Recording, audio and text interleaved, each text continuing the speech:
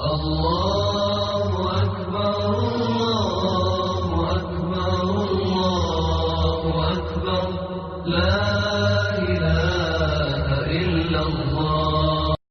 ذمہ داری بنتی ہے کہ ہم رسول اللہ صلی اللہ علیہ وسلم سے سچی محبت پیش کریں، اور آپ علیہ الصلوۃ والسلام سے جو ہمارا عشق ہے اس عشق کو سچا ظاہر کریں۔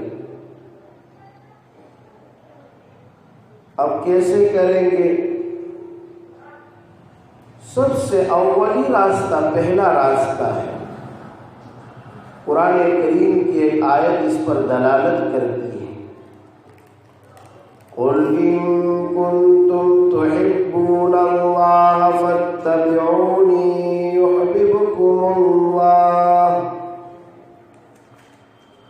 اللہ تبارک و تعالی خود فرماتے ہیں، او میرے پیغمبر، او میرے پیارے نبی صلی اللہ علیہ وسلم، آپ لوگوں سے کہہ دیجئے، آپ فرما دیجئے، قُلْ إِن كُنتُمْ تُحِبُّونَ اللَّهَ فَاتَّبِعُونِي يُحْبِبْكُمُ اللَّهُ۔ کہ اگر یہ لوگ اعلان کرتے ہیں اللہ تبارک و تعالیٰ کی محبت کا، اللہ تبارک و تعالیٰ سے عشق کا کوئی اعلان کرتا ہے، کوئی یوں کہتا ہے کہ میں اللہ تبارک و تعالیٰ کو مانتا ہوں، میں اللہ تبارک و تعالیٰ سے محبت کرتا ہوں، تو آپ علیہ الصلوۃ والسلام کو اللہ نے حکم دیا کہ آپ ان لوگوں سے کہہ دیجئے کہ تم میری اتباع کرو، میری پیروی کرو، میرے نقش قدم پر چلو،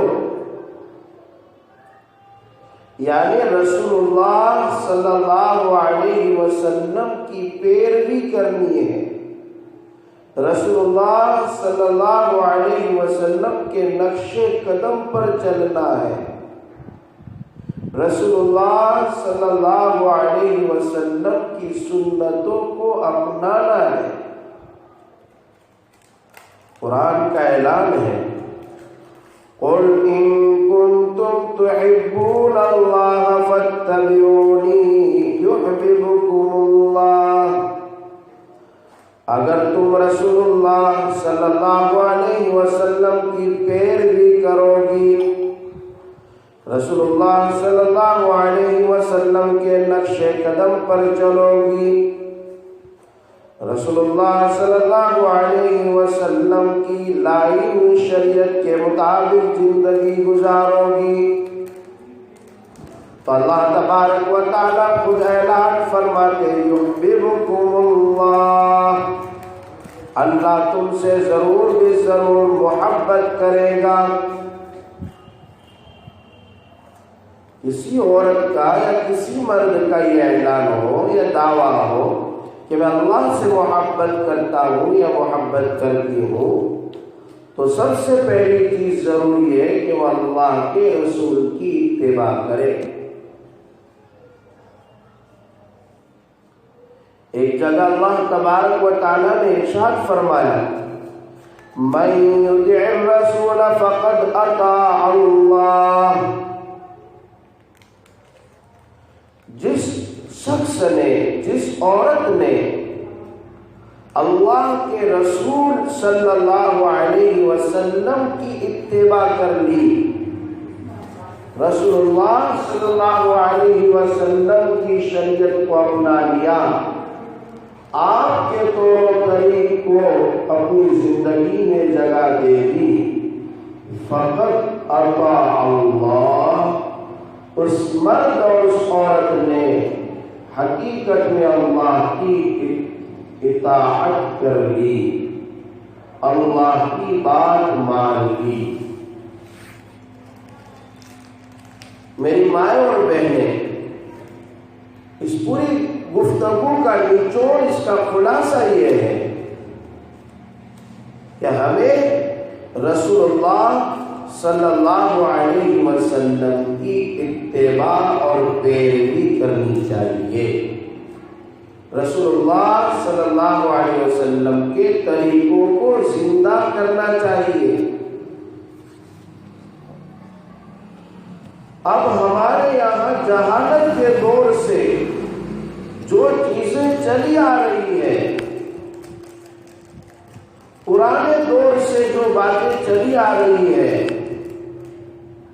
اس کا ترازو، اس کا چھاپڑا تولا یہ ہوگا کہ رسول اللہ صلی اللہ علیہ وسلم کی شریعت کے مطابق ہے تو اسے قبول کرو، اور اگر وہ رسول اللہ صلی اللہ علیہ وسلم کے طور و طریق کے مطابق نہیں ہے تو اسے نہ اپناؤ۔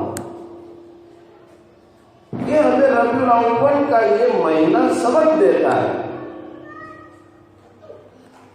کھانے کا کیا طریقہ ہونا چاہیے، سونے کا کیا طریقہ ہونا چاہیے، بچے کی ولادت ہو رہی ہے تو ہمارے کیا طریقے ہونے چاہیے، کسی کے یہاں انتقالات ہو رہے ہیں تو موت میت کے کیا طریقے ہونے چاہیے، کفن کے، دفن کے، قبرستان میں مردوں کے جانے کے کیا طریقے ہونے چاہیے، مستورات کو تو قبرستان میں جانے کی اجازت نہیں ہے۔ تو ان چیزوں کے خیالات ہمیں رکھنے چاہیے کہ ہماری شریعت کیا ہے، رسول اللہ صلی اللہ علیہ وسلم کا طریقہ کیا ہے۔ کہیں شادی ہو رہی ہے تو شادیوں میں کیا سنتیں ہیں، رسول اللہ صلی اللہ علیہ وسلم نے 11 شادیاں کی ہیں، آپ کا کیا طریقہ رہا ہے، اپنی 4 بیٹیوں کو الوداع کیا ہے، ان کی شادیاں کی ہے تو آپ کا کیا طریقہ رہا ہے۔ ابھی سے عزم مت کریں کہ ہم آقا کی ایک ایک سنتوں کو زندہ کریں، ہم آقا کے طریقوں کو اپنی زندگی میں جگہ دیں، یہ طے کریں، آپ عزم کریں، آج کی مجلس سے یہ سبق لے جائیں۔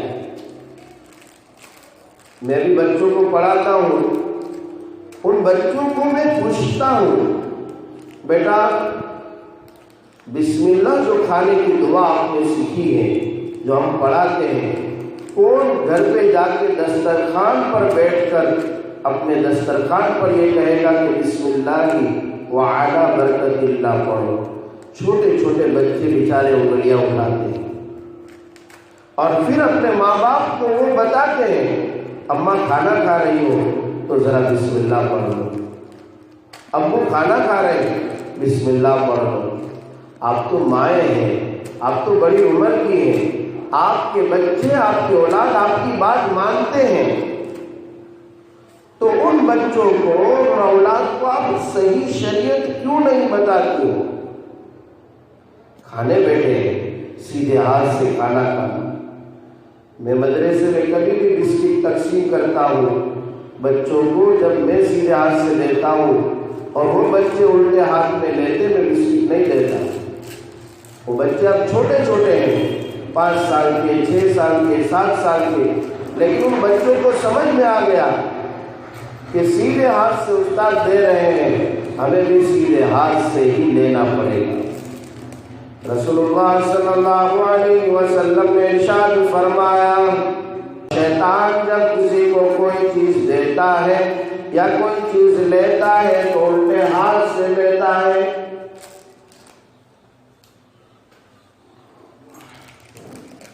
شیطان جو ہے اس کا طریقہ ہے کہ وہ الٹے ہاتھ سے دیتا ہے اور الٹے ہاتھ سے لیتا ہے، مسلمانوں کا یہ طریقہ نہیں۔